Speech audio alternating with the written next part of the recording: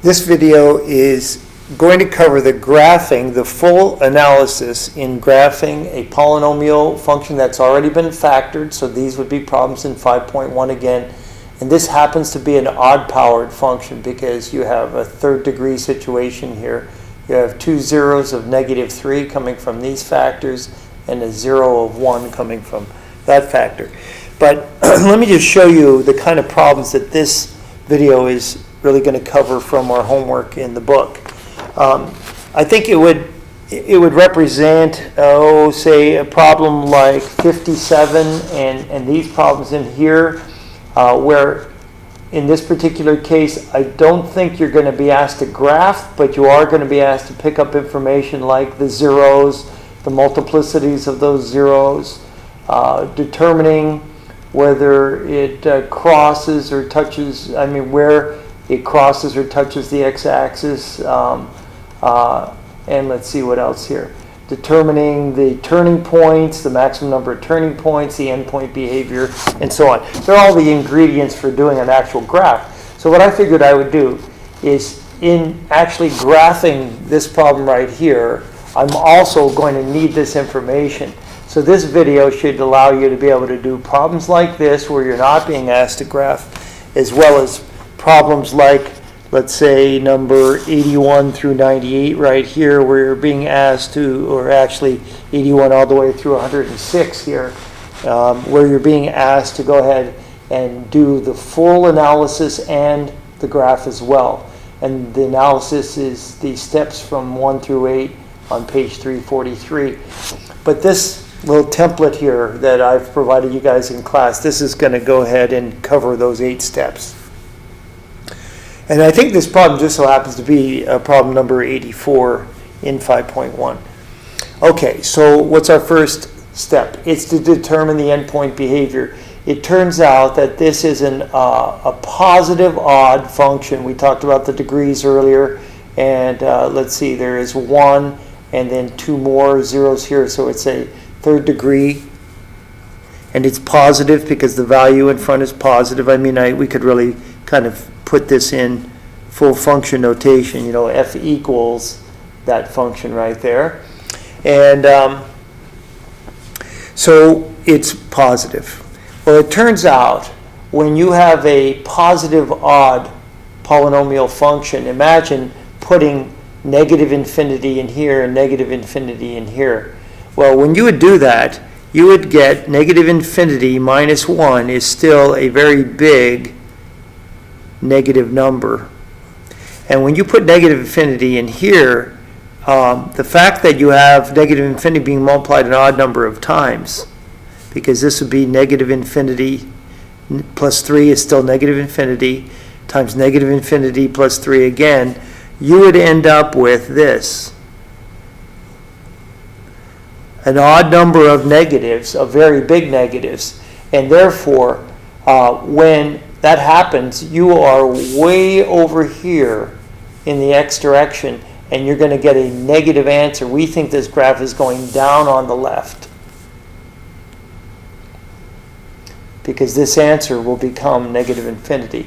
And the opposite's going to be true on the right-hand side when you go and put in large x values. Way over here, we think our graph's going to go up on the right, because I'll get infinity times infinity times infinity.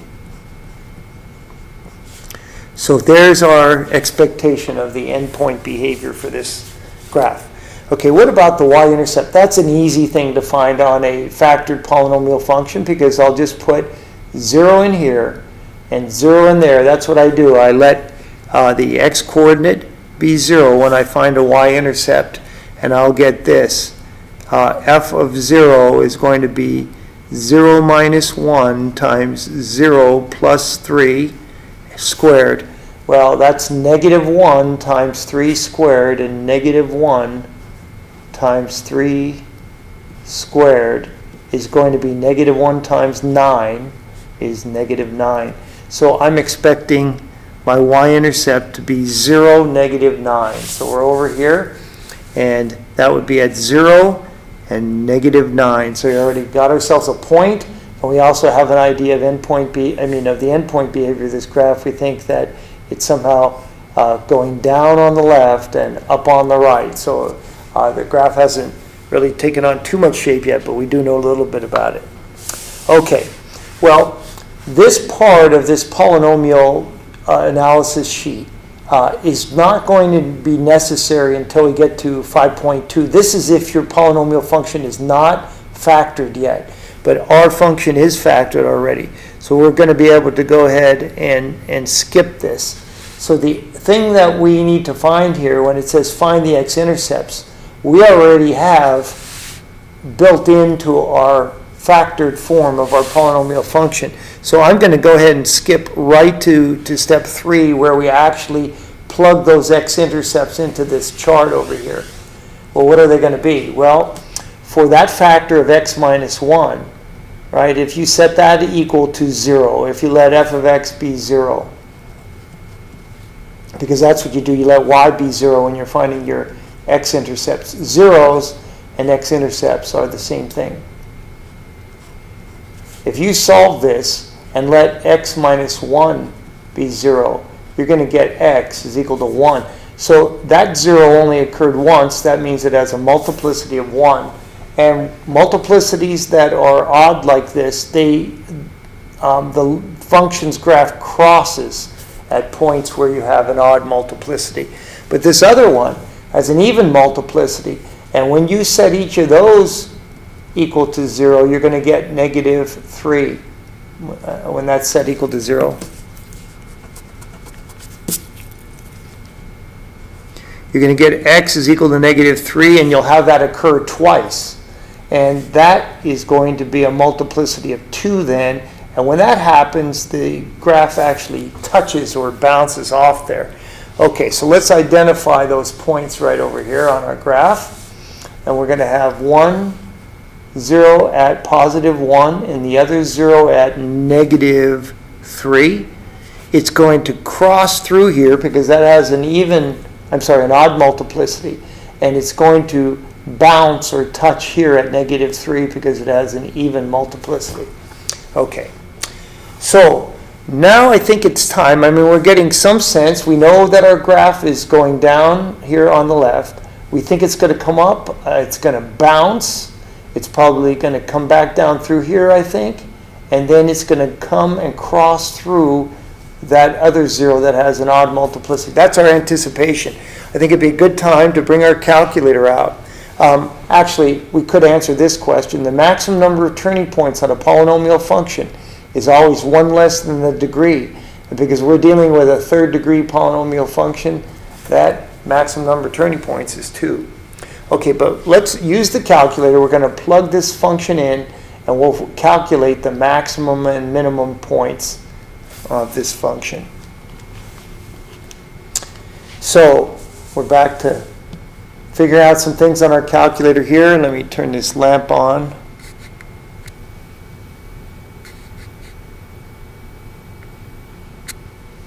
Okay, so we can see our calculator a little bit better. And what I'm going to go ahead and do is I'm going to go to y equals. I'm just going to clear that function that was in there.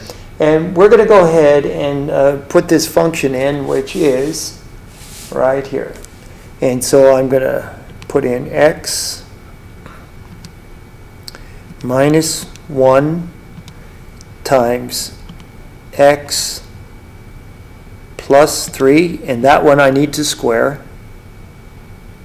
Okay, and we have our polynomial function. Now, I don't know what our window is going to be like as far as fitting this graph in, but let's just start with a standard window. We'll go with 6, which is the standard window, and where I got that from was hitting zoom. I hit zoom, and then I got to this menu, and I'll hit 6. And let's just see how the graph does. Okay, it all fit in. Now, if it didn't, if my minimum and maximum were outside of that window, I'd have to go back in. Let's say my minimum was, I could tell the function was going down below here. I'd have to go ahead and make my y-axis deeper, put a higher negative number in. And the same thing here. If this was out here, I'd have to create a greater y value in my window. But right now the window is just a 10 by 10 window, which was sufficient for this graph. See, right here is where I'm saying that I might have to either put a greater maximum or a greater minimum on my y values if I couldn't see my minimum and maximum. But this one did happen to work. Okay, so let's go back to the graph. Now, we kind of have a nice situation here. We don't really have to calculate our maximum because it just happened to be one of our zeros. It's where we had that multiplicity of 2 that it bounced at -3. So I already know on this particular problem that my maximum point is -3, 0. But my minimum point, be careful here. I know I come back up here and I cross through at -9. We determined that to be the y-intercept, if you remember a minute ago, right? But it looks like this is turning prior to that there is some other point here. And let's see if that point is, I'm assuming, because this looks like it's curving up, this is probably a lower value than -9. And here's how we're going to use the calculator to calculate that. We're going to hit second, calculate, and we're going to go for a minimum, number 3. And what you do is you have to put this, your guess is going to go between a boundary. The calculator is currently asking me for a left bound where I believe, so I'm going to use my left and right arrow buttons here, and I'm going to curve around to where I know I'm to the left side of that minimum point, and I hit enter. Then it asks me for the right boundary that I'm going to capture my minimum in, and I move around here, and I hit enter. Now I just go ahead back into that boundary by 1, and that's my guess. Now that just coincidentally happens to be my y-intercept, but it doesn't have to be exactly on the point. In fact, it's impossible often to land on the minimum point. That's why we're using the calculator to calculate it. So when I hit enter now, it tells me that the lowest value that my function ever reaches is, and I don't know if you can see that, let me hold this calculator a little closer here if it'll focus. That is a negative, and that makes sense that we are just a little bit to the left of the y-axis. So that is -0.33 rounded off and -9.48 rounded off. So let's record that. So our minimum point is -0.33, -9.48. So we're going to go over here and we're going to throw that on our graph, and that turns out to be about 1/3 of the way over, to -1. We're going to come down and just be a little below -9, actually pretty close to -9.5.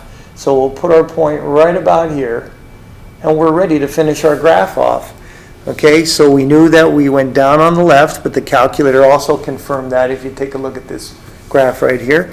And so I'm coming up, I'm bouncing off of that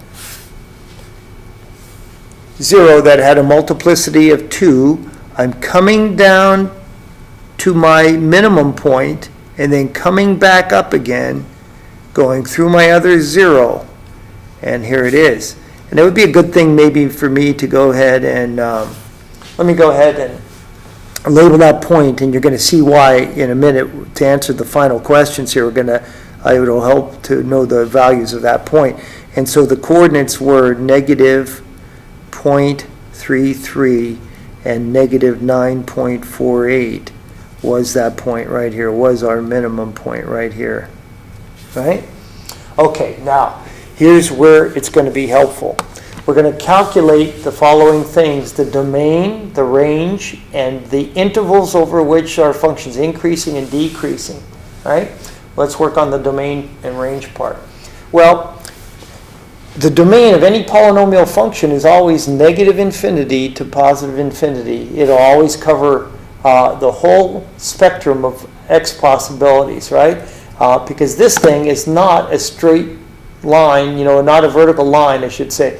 It's curved a little bit, it's angled, and we have a positive slope there. So the domain is going to eventually, you know, cover all the way out. If we go deep enough, we're going to go all the way out to the left, all through all the negative x values, and also go all the way over to the right through all the positive x values. And so in interval notation, my domain would be negative infinity to positive infinity. But our range also is that on an odd function, because it's all the way down to negative infinity in the vertical direction and all the way up to positive infinity in the vertical direction, right? And so that will also be negative infinity and positive infinity. Okay, so now, where is the function increasing? That's our next question. Let me just see if I could get this in. I don't know if I could get the graph to show at the same time. I'll have to maybe just move back and forth here. But remember, intervals of increase and decrease are the domain values over which the function's increasing or decreasing. Well, look at that's a positive slope line, so the function's increasing from negative infinity x values all the way up to and including negative 3. So my interval over which I'm increasing is from negative infinity up to and including negative 3. But there's another segment of this function that the function is increasing over, and it is this. And that is why I plotted this point's coordinates, because I am saying that the function's also increasing from negative 0.33 to positive infinity. So I'm going to go ahead and add that. And it includes that point,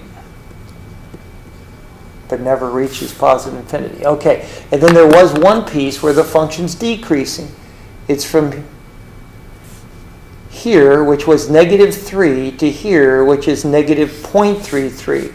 And so I'm going to say that the function was decreasing over the interval of negative 3 to negative 0.33. And let me show you again where I got that from. It's decreasing because it's a downward sloping line, and that is happening from negative 3 all the way over to negative 0.33. And remember, intervals of increase and decrease are the domain values, the x values, over which the output is either increasing or decreasing. That's why we're saying from negative 3 to negative 0.33. And that's my answer in interval notation form. I think we're done.